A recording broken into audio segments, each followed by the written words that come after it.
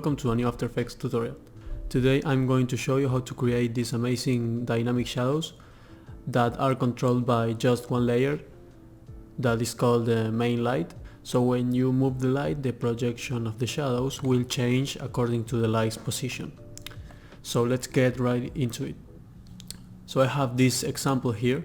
As you can see, this is the main light layer that is called just light, and if I move it, the shadows will adjust their perspective. So if this light is on the right, the shadows will cast an angle to the left, and the same if the light is on the left, the shadows will be casted towards the right.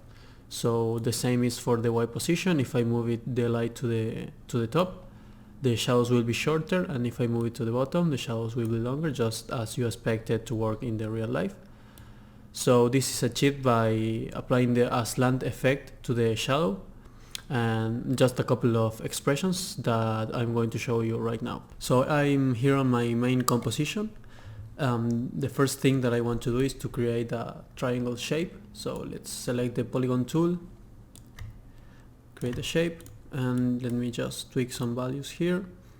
On the polystar pad, I'm going to set the points to 3, and then I'm going to change this layer name to triangle, like this. Also, you have to make sure that the anchor point of the layer is aligned to the bottom middle.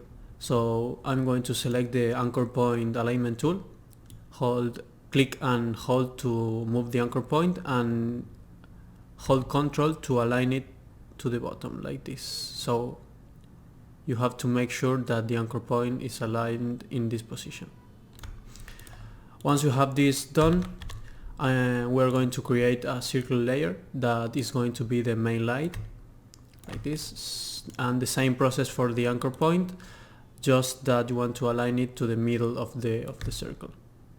Okay, perfect. I'm going to call this layer light, and let me change the color to yellow, and also the fill color. I'm going to change it to maybe a yellow, like this. Perfect. So now what we want to do is to duplicate the triangle layer with Ctrl D, and let me rename this layer to triangle shadow, like this. Great.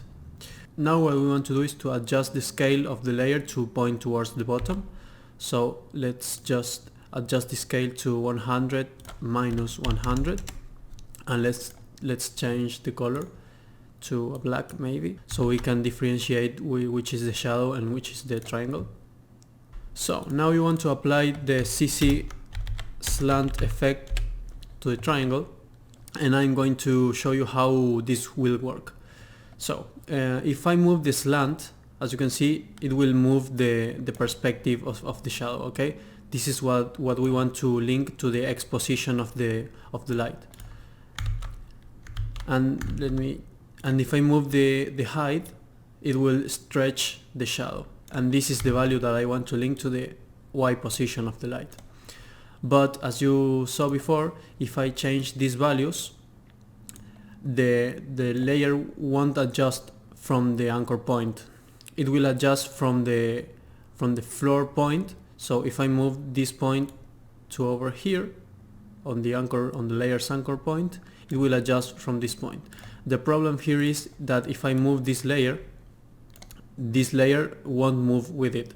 So what I want to do here is to parent this layer here, and I can move now this layer.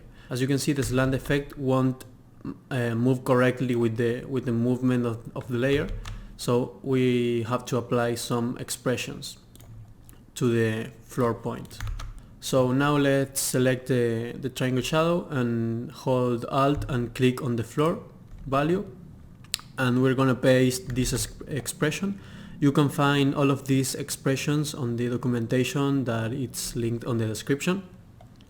Basically what this expression is doing, it's setting the floor value in the same position as the anchor point. Okay, so now if I move the triangle, the floor will move along with it, and it won't make that weird effect that we had before.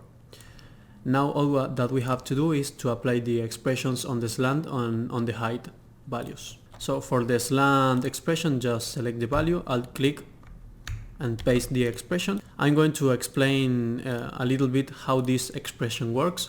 First of all, I'm defining a function that what it's going to do is to return me the world position of the layer that I'm giving to it. Also, I have these three variables: the light pos, that is just the light, the position of the main light; the my world pos, that is the real world position of this layer, okay, and the x distance, that is the difference between the position of this layer on the x-axis and the position of the light on the x-axis. And then I'm mapping these two values with the linear method.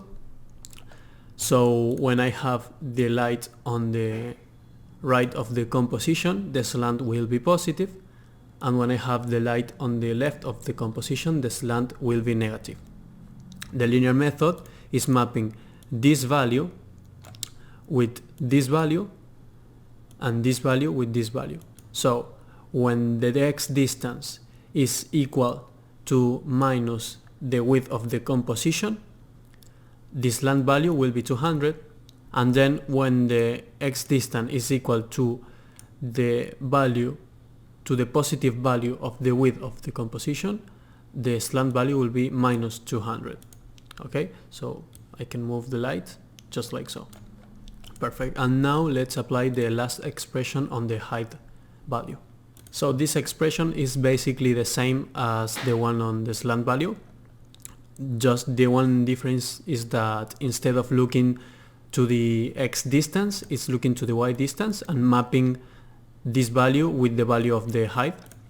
So if I have the light just very close to the bottom of the layer, the shadow will be longer, and if I have it to the more on the top, the shadow will be shorter, as you can see here. So you can move the light freely and the shadow will change, but also, let me just hide the expressions, but also you can move the layer itself and the light will change. Okay, so now if you want to build a scene with several layers, you just have to duplicate the layers, create a shadow for each layer, and copy and paste this slant effect, and the expressions will do all the work for you. So this is the end of the tutorial. I hope you like it, and remember that you can find the documentation on the description with the code for the three expressions, so you don't have to write them by hand. Thanks for watching, and see you on the next tutorial.